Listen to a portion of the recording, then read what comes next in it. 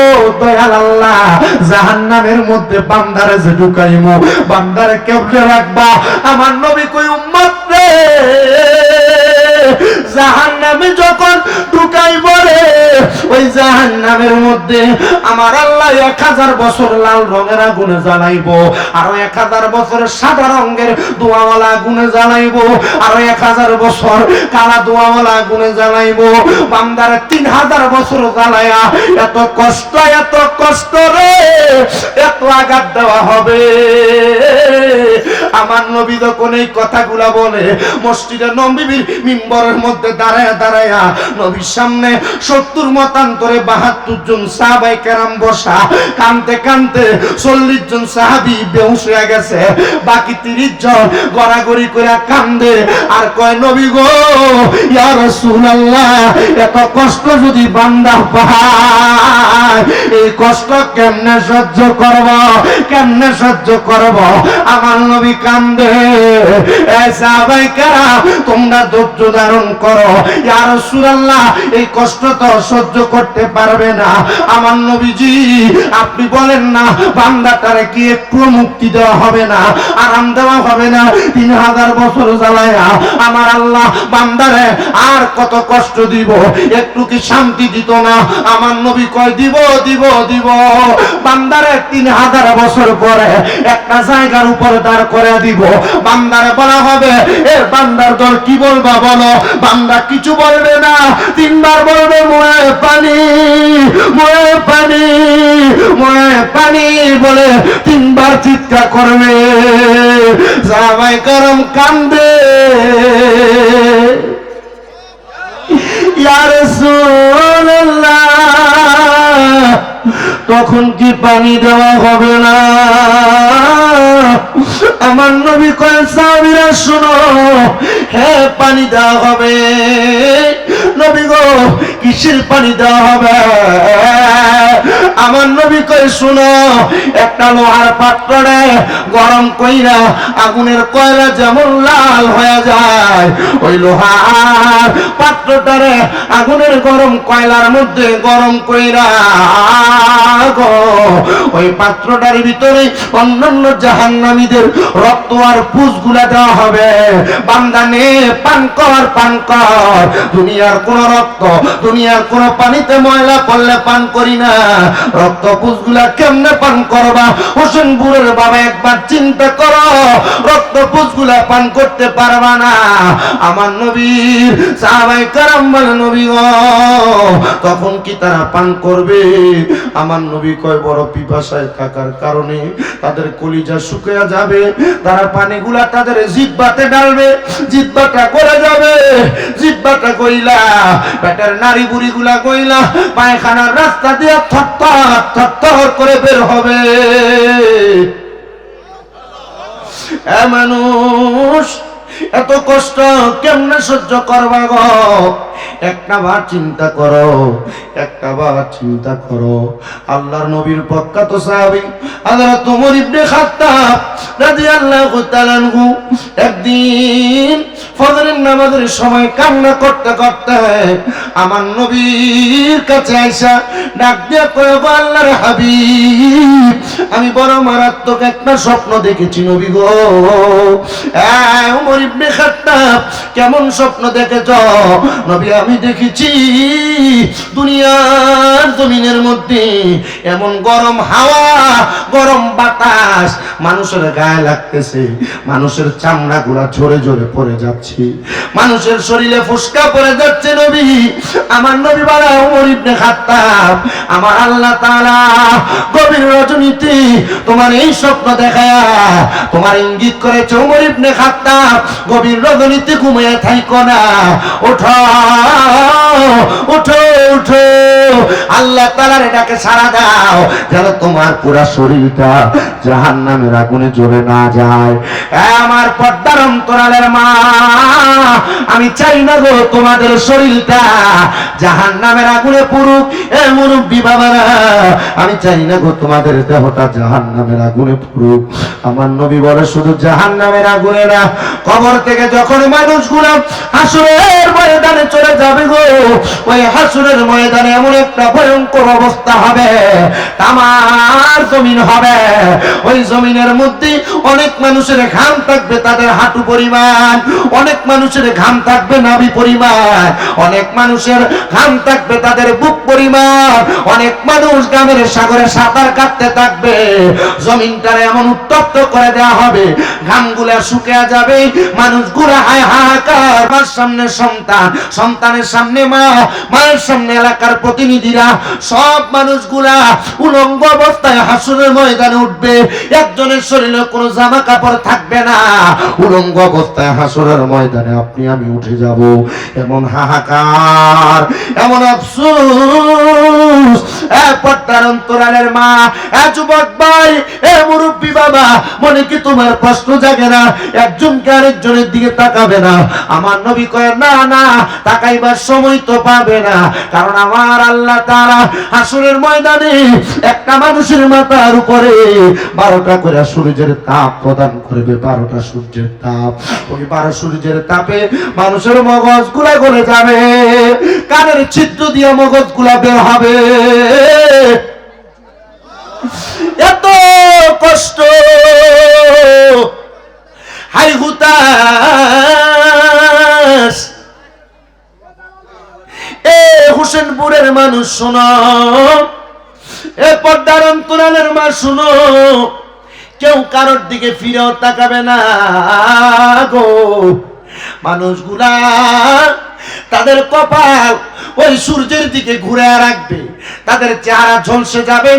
মানুষগুলারে হাসরের ময়দানের ডান দিক থেকে, বাম দিক থেকে, পেছন দিক থেকে, সামনের দিক থেকে আগুনের কুণ্ডুলি জ্বালা দিয়া একসাথে দৌড়াইবে।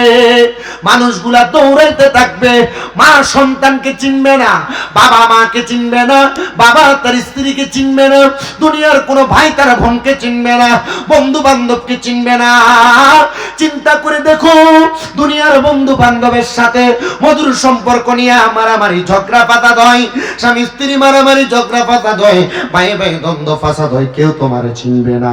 হাসরের ময়দানে যখন মানুষগুলো আফসোস করতে থাকবে, আমার নবী বলেন উম্মত, ওই হাসরের ময়দানে শুধু নামাজিরা থাকবে না, নামাজিও থাকবে, বেনামাজিও থাকবে, রোজাদারও থাকবে, বেরোজদারও থাকবে। হাসরের ময়দানে সব শ্রেণীর মানুষ থাকবে। ইয়া রাসূলুল্লাহ, নবী গো, আপনার কাছে জানতে চাই, তখন মানুষগুলা যে হাই হুতাশ করবে, আপনি নবী কি করবেন? আমার নবী কয়, পশ্চিম দিক থেকে সাদা রঙের একটা আজকাল লাগা আমি নবী হাসরের ময়দানের মধ্যে আসব। আমার আল্লাহ তাআলা আমি নবীজিকে একটা জায়গা দান করবে, মানুষগুলোর উপরে যদিও সূর্যের তাপ পড়বে, আমি নবীর উপরে সেই সূর্যের তাপ পড়বে না, কারণ আমার আল্লাহ তাআলা আমি নবীজিরে লাওয়ায়ে হামদের পতাকা নিচে জায়গা করে দিবে। ওই লাওয়ায়ে হামদের পতাকার নিচে তৈকা আমি দেখবো আমার উম্মতগুলা চেহারাগুলো একবারে কেমন জানি মলি। মা বাপ মইরা গেলে এতিম সন্তানের চেহারা যেমন হয়ে যায় গো, ওই বান্দাটা, ওই উম্মতগুলা এমন এতিমের মতো থাকবে। নবীজি আপনি কি করবেন? বলে আমি দয়াল নবী হাসরের ময়দানে আমার উম্মতগুলা যারা নামাজি, যারা রোজাদার, যারা হালাল পথে চলছে, যারা দুনিয়ার জমিনে থাইকা আল্লাহর বন্দেগীতে কাটাইছে, ইয়া আইয়ুহাল্লাযীনা আমানুত্তাকুল্লাহা ওয়াল তানজুর নাফসুম মা কদ্দামাত লিগাদিন ওয়াত্তাকুল্লাহা ইন্নাল্লাহা খাবীরুম বিমা তা'মালুন। যারা আল্লাহর ভয় কইরা নিজের পূর্ববর্তীদের দিকে তাকায়া আগের জন্য ভালো ভালো নেক আমলগুলা প্রেরণ করছে, আমি আল্লাহ তাআলা তো তাদের অন্তরের খবর জানি। আমার নবী বলবে আল্লাহ তাআলার হুকুম মোতাবেক আমি নবী আমার নামাজি ইমানদার উম্মতদেরকে টান দিয়া দিয়া ওই লাওয়ায়ে হামদের পতাকার নিচে জায়গা করে দিব।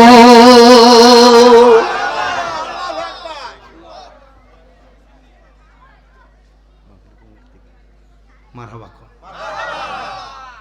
এটা কি মাহফিলের থেকে আলাদা হাদিয়া নাকি? চিন্তা করছেন টেহা এর আর কামড়ায় ও না, এটা হাদিয়া দিচ্ছে মোহাব্বত করে কমিটির থেকে বলে আলাদা 1000। কি মার হাবা জোরে কয় না আপনারা কইলে আমি দিলাম, আমরা বাগজুগ করে নিতে পারলে মার হাবা আসতে বাগজুগ করে নিতে পারবেন। এটা 1 টাকা করেও আগে পড়তো না। অসুবিধা হইতেছে আরো দি কিটা এই অনকালা দিয়েন না, নামতের বালা দিয়েন। 1100 মিল করছে গাউসে পাকের মহব্বত দি মার হাবা কয় না বেটা। দেখছি নি টেহার একটা খেলা লাগছে রে খেলা। আলহামদুলিল্লাহ কর, আমার এই টেহা দিয়ে কোনো দাম নাই, আমার কাছে অনেক টাকা, টেহার অভাব নেই। সিনেমিনি করতেছে কেমন আছে এইসব সা হারে আমার ভাই দুদুক যাবো তো, আমার মা বাপরে সুখে রাখার মতো টেহা আছে আমার কাছে। কথা কয় না বহুত ফুতাদের কাছে বাহে 100 টাকা খুঁজছে না লাগে। হ্যাঁ বাহারে ওষুধ খরচের টেহা দেওয়ানোর সময় আর বেডির কাছে জিগা বেটতে তুই বেড়া। কথা কয় না।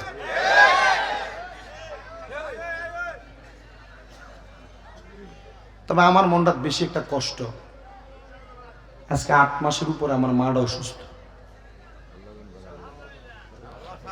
আমি মনে হয় আশরাফ বাদাইও কইছি, সলিমা বাদাইও কইছি, এই রূপসদিরের সাইডে যতগুলা জায়গাত মাহফিলে গেছে আমি কইছি। আমি ডাক্তারের কাছে কইছিলাম, ডাক্তার সাহেব পারলে 10-15 লাখ টাকা লইয়া যান, আমার মাটা যেন হাঁটতে পারে এমন একটা ব্যবস্থা করে দেন। আমার কইছে শামীম সাহেব টাকা দিয়ে তো মানুষ ভালো হয় না, টাকা দিয়ে যদি ভালো হইতো আমার তো টেহা নিয়ে কইল যেইল আপনার মা হাঁটে। আমি নিয়ত করছি আল্লাহ যেহেতু টেহা দিয়ে আমার মা সুস্থ হইতো না, যেদিন আমার মা লাঠি ছাড়া হাঁটতে পারবো এদিন টেহাটা দিয়ে আমি আমার মা বাপরে লইয়া মক্কা মদিনা যাও। আর তুমি টেহা নিয়ে তুমি গুণ যাও, টেহা নিয়ে তুমি ব্যাংকে রাখো, টেহা নিয়ে তুমি বক্সে রাখো, টেহা নিয়ে বেডিটার কাছে ঝুলা করে শয়তান কোন। বহুত মা বাপ শুধু ওষুধ খরচের লেগে কান্দে, বহুত মা বাপের ফুট বাদ দেয় না, এই মা ফিরলে সিলে কান্দে। তুই এর টেহা কামাই করতে পারবি, তোর টেহা দিয়ে কোনো শান্তি হইতে হবে না।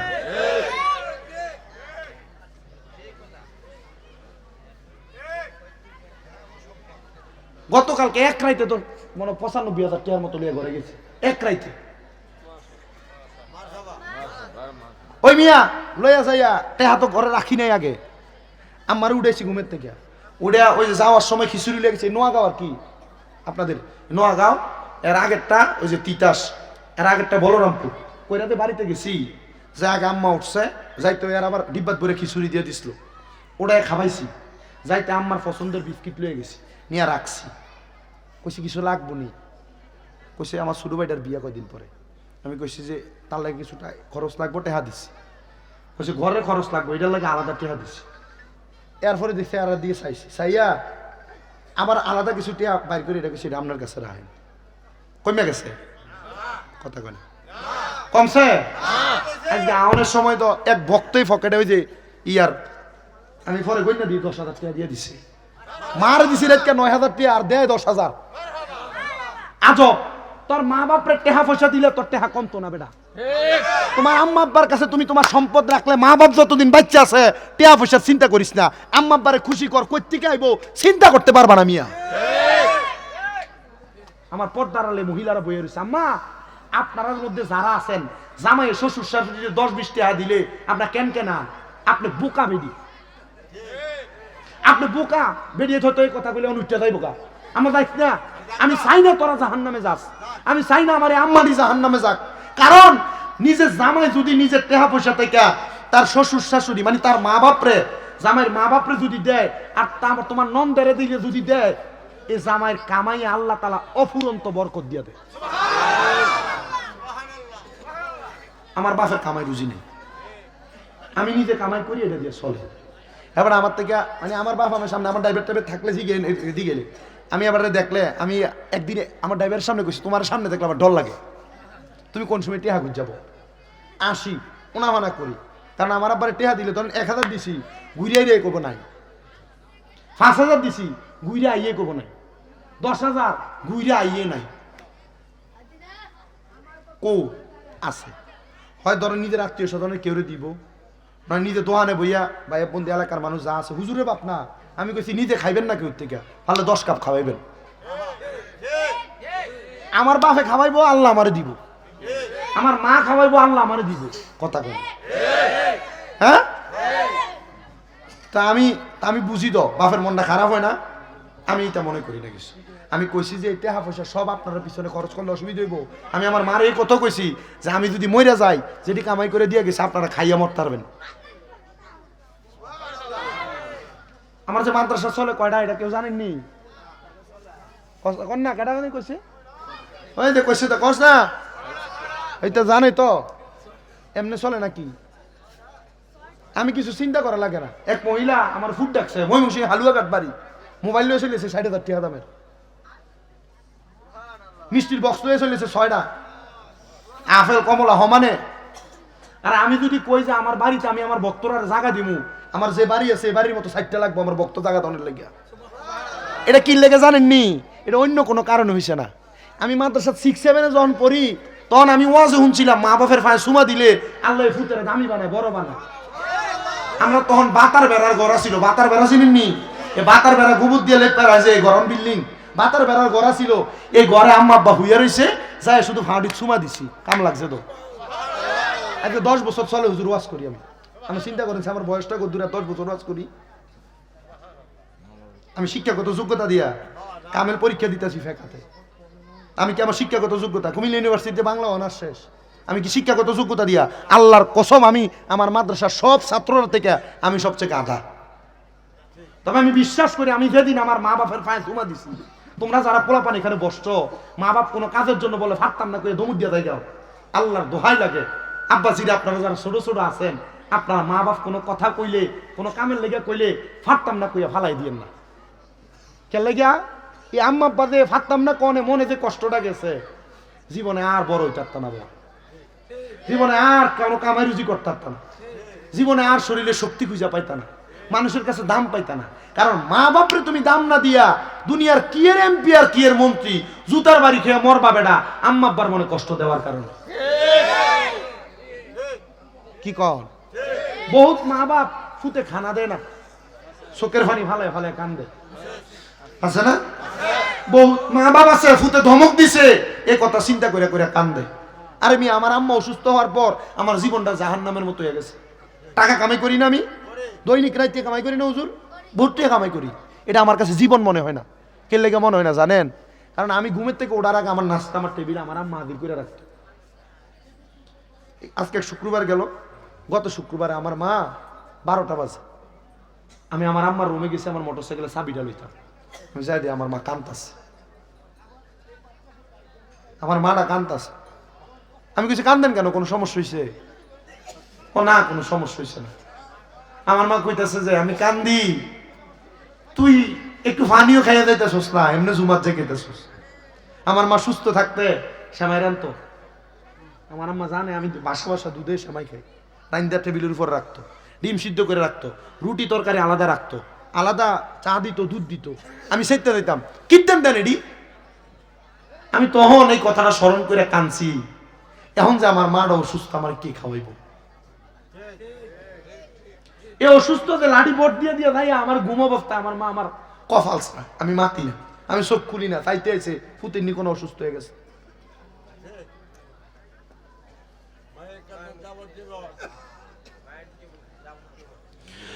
মায়ের কান্দন যাবজ্জীবন, 2-4 মাস মনের কান্দন রে, ঘরের পরিবারের কান্দন কয়েকদিন পর থাকে না, দুঃখের দরদি আমার জনম দুঃখী মা। আম্মা অসুস্থ হওয়ার পরে বাতরান দুনিয়া মানুষ নেই, আত্মীয় স্বজনের মহিলারা ফালাই দিয়ে গেছে। আমার আম্মা অসুস্থ, আমার কাছে টিয়া আওলাদ খোঁজে, দিছি না দেখে ফালাই দিয়ে গেছে। এটা আত্মীয় নিয়ে আপনি কনছে? আমার বাপের কইছে আত্মীয় বলে পরিচয় দিবা না, আমার ঘরের সামনে আসতে দিবা না, কারণ আমার মার এই অবস্থায় ফালাই তারা চলে গেছে, এরা আমার আত্মীয় না, এরা আমার সবচেয়ে বড় দুশ্মন। আমার আম্মার খেদমত করে, এ আপনাদের নরসিংদীর এক মহিলা আমার আম্মার খেদমত করে, হোমনার এক মহিলা আমার আম্মার খেদমত করে, এরা ভাই ভাই আমার আম্মার সব কাজ করে। আমি কইছি যারা আমার আম্মার বিপদের সময় আমার কাছে আসছিল এরা আমার সবচাইতে কাছের মানুষ, এর জন্য লাখ টাকা খরচ করলে আমার অসুবিধা নাই। কিন্তু যারা আমার আম্মার এই বিপদের সময় আমরা ফালাই দিয়ে গেছে গা, এরা আমরা আত্মীয় না। আত্মীয় তোমার বিপদের সময় বন্ধু বান্ধব নাই, খানাটা কুরমা ফলাওটা যখন খাওয়াইবা দেখবা কত ভাইয়ের বন্ধুর অভাব নাই, এরা বন্ধু নেবে না, বিপদে যাবে বন্ধু, এরাই সবচাইতে বড় বন্ধু। তার হাত তুলে বলেন ঠিক না বেঠি?